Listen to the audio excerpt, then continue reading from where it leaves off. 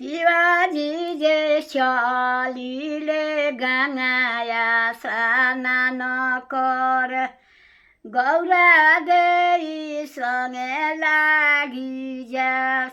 गौरा देई सँगे लागि जास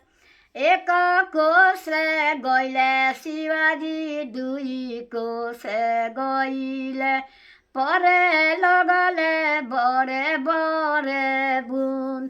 परे लगले बरे बरे बुन शिवाजी के भीगेला जाटा से झोरी गौरा सिरे ना परे बुन गौरा सिरे ना परे बुन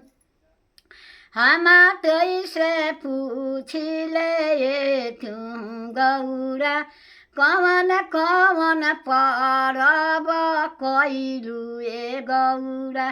तोहरा सिरे ना परे बुन तोहरा सिरे ना परे बुन कार्तिके मासे कार्तिक छठ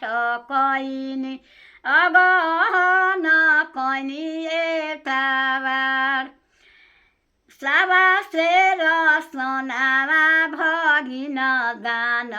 कैनी ओही सिरे ना परे बुन साबासेर सोनामा भगिन दान कैनी ओही सिरे ना परे